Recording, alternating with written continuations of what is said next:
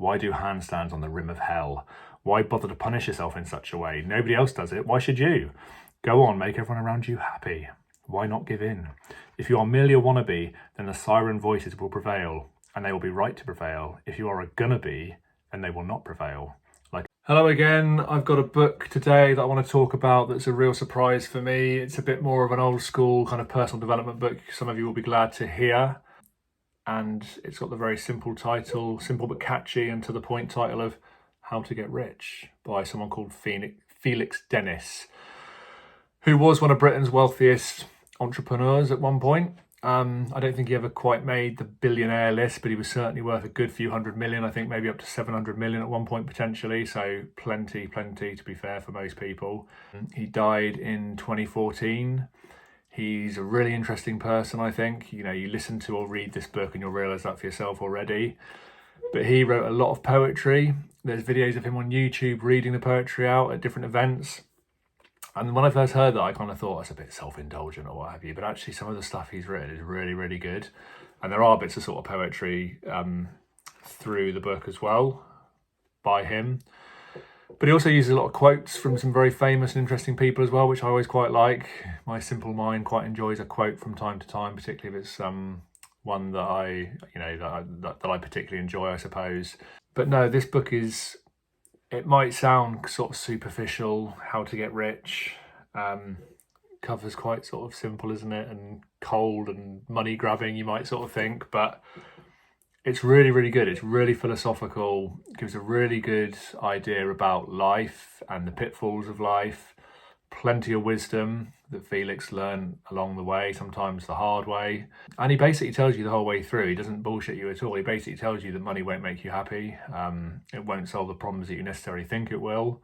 But if you want to make money and you're determined to make money, there is a knack to it and there is a mindset and you can learn that knack. And that's what he is trying to do with this book. He says, I'm not here to make you happy. I'm not here to solve other problems.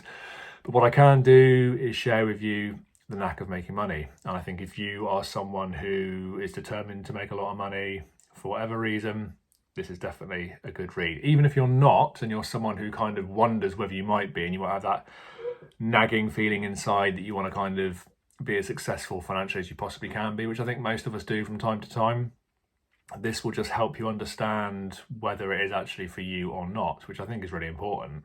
I think it's hard for some people to admit at times that actually being really rich isn't necessarily their biggest priority, even though that's actually most of the time a good thing. But I think there's that kind of childlike part of us, isn't there, that wants to make loads of money and achieve all these kind of superficial things before we die. You know, we're all prepared to give it a go sort of thing. But this book gives a really good perspective on all of that. He's done another book called How to Make Money, the 88 Steps to Get Rich and Find Success, which is a bit later. I think that came out in 2011. So I suppose it's a little bit more up to date-ish. It's a bit more relevant potentially. I think it's very similar to this book, How to Get Rich, but a bit more concise, a bit more modern, I suppose. So he made his money in publishing. His company, Dennis Publishing, pioneered computer and hobbyist magazines. And in recent times, he had lifestyle titles such as The Week. I think he was involved with Maxim and things like that, Lads Mags and stuff like that. So yeah, really quite interesting actually. A really interesting guy, very intelligent, very kind of a little bit eccentric, but very interesting. I was listening to Jordan Peterson, who I often mention on this channel. I find a lot of what he talks about very interesting. And he talks in one of his, I think it's one of his more recent talks that he's done on his tour. And he says something around, you know, what would you know, these people say, if only I had money, if only I had 300 million, I'd be absolutely fine. And he's like, really? Could you really cope with that responsibility, you think? You know, what are you going to do with it? You're going to give some to your family? How much? If you're not going to give them any, good luck with that. You know, how do you think that's going to work out? If you are going to give them a few million, you're then taking their responsibilities away from them. You know, don't think that's not going to have consequences. So we all tend to think superficially, you know, we go through life and we have these difficulties, we think, oh, money would solve this, money would solve that. And for a lot of things it would, particularly in the short term. A lot of our stresses would be relieved very quickly. But I think it's quite clear to realise that actually once those immediate stresses are gone, that other things would then sort of come out of the woodwork, and we'd soon come to realise that actually, you know, we still get sick, we still die, people we love still get hurt and die and what have you, not to be too depressing, but the reality of life still continues on. So it's interesting, this book. It gives a real perspective from someone who's actually achieved it themselves. One of the things he says in this book is that having a great idea is what most people think will help them make their fortune. Actually, it isn't having a great idea, it's the execution that is the important point. That's the big thing.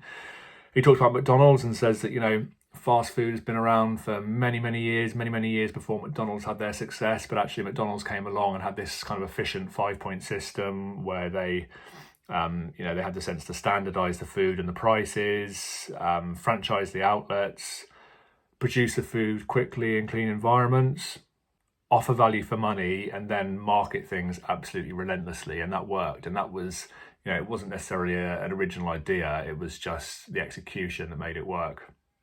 And so many people, he gives different examples of people over history who have succeeded through the execution rather than the idea. And he also talks as well that, you can choose different areas that you're going to make money in. And actually, you need to kind of pay attention to things a little bit. There are some markets that are kind of dying and on the way out. Other things that are coming up, they're up and coming, getting more and more successful, more and more money focused on them. So why not drift towards those areas? He says that actually, if he'd have done that a bit more, if he'd have kept his eye on the money a bit more in that sense, he would have made more money again. Whereas actually kind of stuck relentlessly to the same thing, which was kind of a dying trade in some ways, but he still obviously managed to do really well. And the other thing he says, one of the other things he says that really stuck with me was never ever give in. And he quotes Winston Churchill on page 89, which I will just quickly read for you because my memory isn't that amazing, unfortunately. Never give in, never give in, never, never, never, never. In nothing great or small, large or petty. Never give in, except to convictions of honour and good sense. Winston Churchill. Yeah. I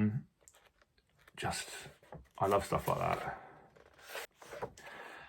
He talks about Van Gogh as well, he talks about Van Gogh as well, who is another of my kind of heroes from, some of the quotes that he's done. I think his paintings, his artwork is absolutely fantastic. He's another person from history that I find absolutely fascinating, along with kind of Leonardo da Vinci and some others.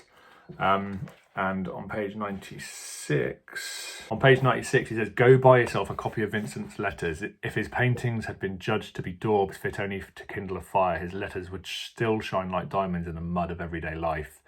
Go buy a copy, and when the going gets rough, my friend, or appears to be rough to you at the time, think of Vincent van Gogh, tramping his way across a nightmare landscape of destitution and rejection for what he believed in.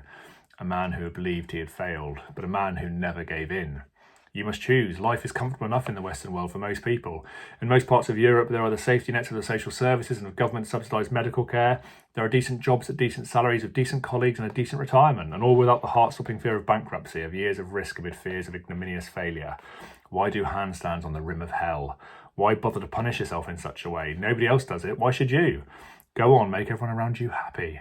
Why not give in? If you are merely a wannabe, then the siren voices will prevail, and they will be right to prevail. If you are a gonna be, then they will not prevail. Like Odysseus, you will stop your ears with wax or bind yourself to the mast. You will learn to walk your narrow, lonely road, and to hell with the siren voices.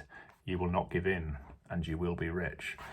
And so it is this common theme going through the book that he talks about, you have to be a bit predatory, you have to be a bit out there, you have to be a bit prepared to do what you know to be best and not to listen to the naysayers. And a lot of get-rich books kind of say this. A lot of people who have become successful financially say this, that, their family would have told them to be more sensible, their friends would have kind of told them, that's a bit of a risk and what have you. And you have to have this mindset of, no, that's what I'm going to do.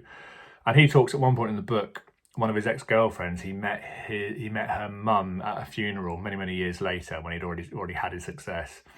And she came up to him and spoke to him and said that she was scared of him. She used to be scared of him. And he kind of thought, oh God, that's not very nice. And she said because when she asked him what he was going to do, he told her he was going to be rich. And she said the way he said it was so much kind of conviction, it freaked her out. And he's managed to do it. So you do have to be a certain person. I think there's no doubt that Felix Dennis was a certain type of person. I think making money isn't an easy thing to do. It's much easier to get a comfortable job and to do okay and to be comfortable and to be reasonably successful. But to make a significant amount of money, and much more money than the average person, and to become, you know, entrepreneurial kind of rich, I suppose, hundreds of millions, is very, very difficult to do. You do have to have a certain mindset. Like Felix Dennis says, there is a certain knack. And this book, I think, is just full of wisdom, not just wisdom about money, but wisdom about life in general. It's really, really well done. It looks boring. The title might sound boring. It's a few years old now. The guy's dead and what have you. But it's really, really good. I really enjoyed it. I actually listened to it on Audible, really well narrated as well. I really enjoyed the narration, but I've bought the paperback because it's one that I want to flick through and kind of reference again, time and again. So thank you very much. Speak again soon. Cheers.